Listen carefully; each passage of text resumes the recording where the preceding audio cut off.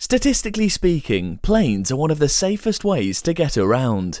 You're more likely to find yourself underground sooner than expected by taking the bus, train, boat, or bike. But, as one never knows, and as it's better to prevent than to cure, here are some counsels which are better to remember. Here are 10 ways to survive a plane crash.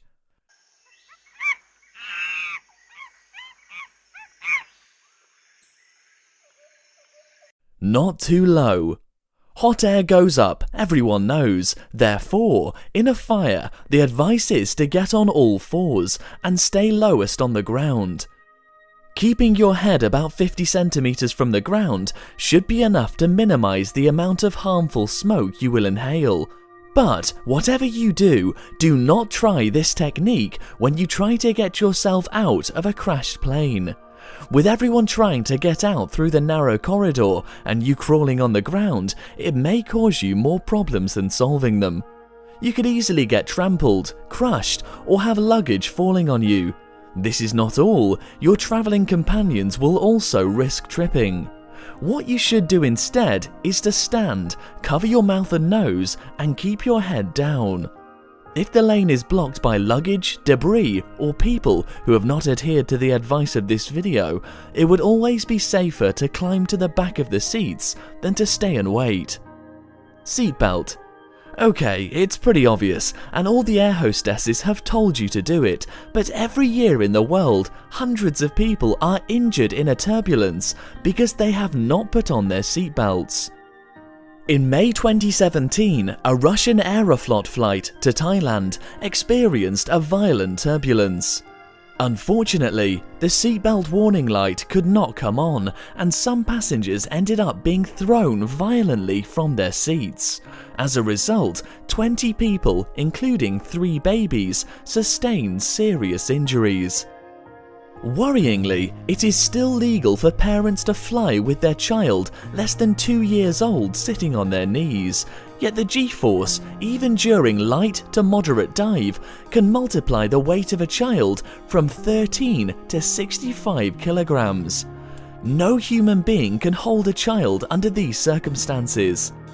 The seatbelts of the planes are different from those of the cars, and consequently, they sow confusion in people's minds.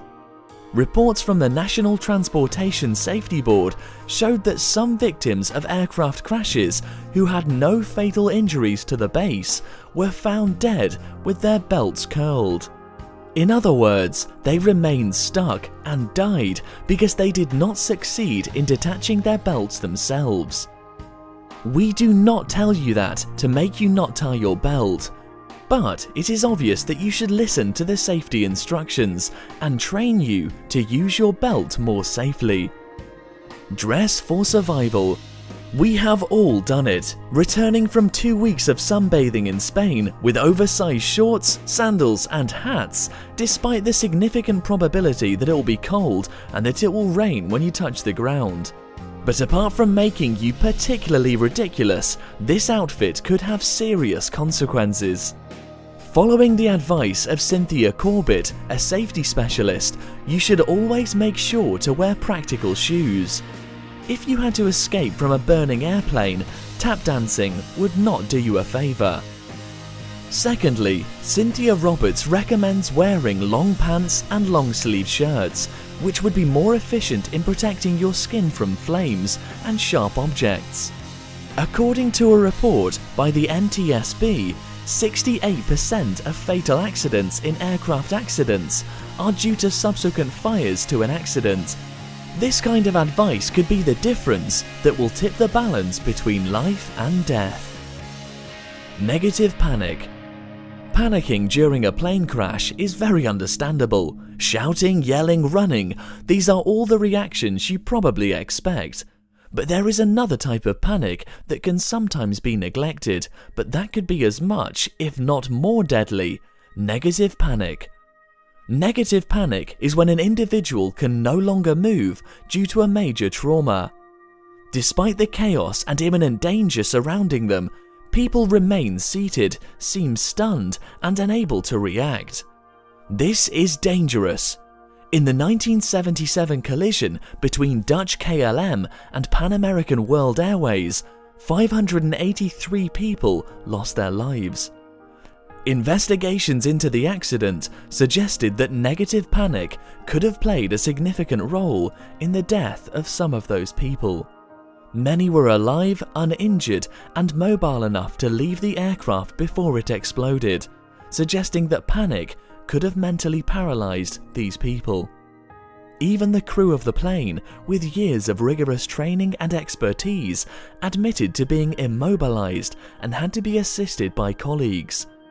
Obviously, there is no solution to this problem unless it is the awareness of its effects. If you see someone around you who seems to suffer from a negative panic, do your best to guide her out of the plane safely. Flying in the right plane. Okay, you may not always have a choice with this one, but it is still useful information if you ever have a choice. Theft on particular types of aircraft will significantly increase your likelihood of survival in the event of an accident. One of the most important things to remember is that size matters. Larger planes equals safer planes. This is because large aircraft have better absorption of energy, which means that the strength of the crash is more absorbed by the plane than by your skeleton. Second, remember that national airlines are statistically safer than regional carriers. Regional carriers are involved in twice as many accidents as their national counterparts. The reason for this is that you need a greater experience to be a pilot on a national airline, which means that with a regional company, you are more likely to have a beginner pilot at the controls of the airplane. Statistically, the safest aircraft is the Airbus 340, which after a total of 18 million hours in the air, has never had an accident. The 90-second rule. Imagine something went wrong and your plane crashed on the landing strip. You're a little shaken, but pretty much okay. You have survived, but do not feel too fast out of danger. In the majority of airplane crashes, it is not the impact in itself that kills people. It is the fire that usually overwhelms the plane. This is why it is imperative to leave the aircraft as quickly as possible, because it is incredible to see how fast a fire can consume an entire plane. It takes an average of 90 seconds for a fire to burn in the aluminium fuselage of the aircraft. So that should be your goal. Exit within 90 seconds and your chances of survival should multiply. In 2013, Flight 214 of Asiana Airlines crashed on the airstrip in South Korea. 3 people were killed in the accident, but 304 were able to escape before the flames engulfed the plane.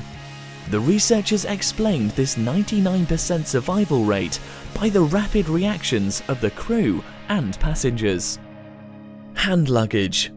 This next fact refers to the idea of the 90-second rule. Do not waste time collecting your hand luggage. The risks are obvious. While you're trying to get your brand new Louis Vuitton handbag or your MacBook Pro, you block the aisle and prevent others from getting out of the plane quickly and safely. In September 2015, an unnoticed engine failure led a British Airways flight to catch fire on a Las Vegas airstrip. The 170 people on board had to be evacuated, and 14 people ended up in the hospital with serious injuries.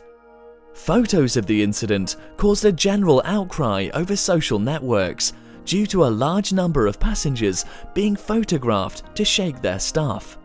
The photos showed that people held handbags, shoes, and even rolling suitcases, which Twitter called disgusting and selfish. Some have even asked that those involved be arrested. Fortunately, all those injured have finally recovered, but it is certain that the impact of the actions of these passengers could have been much worse. The planes are insured to reimburse you in the event of a disaster. Replacing a human life is impossible. The place where you sit. You thought that each passenger had as much chance of survival as the others, but unfortunately, that is not the case. The place where you sit on the plane can have an impact on the likelihood of being fatally injured. We used to think that the seats above the wings were the safest because it was thought that it was there where the plane was the strongest. But this theory has been contradicted by some studies. For example, in 2007, the magazine Popular Mechanics analysed all the collisions that have occurred since 1971 to see how different the mortality rate was regarding where the passengers were sitting. They found that those sitting in the back seats were more likely to survive at 69%. 56% of passengers seated at wing height survived, compared with 49% of people seated at the front. And this is how the place where you sit impacted your chances of surviving the initial impact. It is also important to be seated in the right place to get out of the living plane. A study by the University of Greenwich examined the cases of 2,000 survivors from 105 air incidents around the world. They found that those who sat in the 6 ranks near the exits were much more likely to escape the plane and survived. They also found that those who sit on the corridor side were more likely to escape quickly, although the difference was only marginal. The safety position. There is a general theory of conspiracy that the purpose of the security position is not to save lives, but to protect your teeth and facilitate the use of dental records to identify bodies. Worse yet, it is said that this position is meant to break your back and neck to kill you faster, because it is less costly for airlines to pay an unjustified death trial than paying your long-term medical costs. But do not listen to the telltale. Adopting the safety position is the most important thing you can do to improve your chances of surviving a plane crash. Inking your feet on the ground reduces the likelihood that your legs will fly forward and break into the seats in front of you. This is practical because you suspect you run away from a flaming plane is much more challenging when your legs are broken. To prevent your body from moving forward, make sure your forearms and head touch the opposite seat. Place your hands behind your back to shield against falling debris. During a crash test carried out in 2012, a Boeing 747 filled with mannequins was deliberately crushed in a Mexican desert. This test showed that passengers with seatbelts attached and placed in the safety position were more likely to survive the collision. This was 10 ways to survive a plane crash. We hope you liked this video. If that's the case, do not hesitate to put a blue thumb up and to tell us in a comment, and especially come back soon to the same channel for a new video.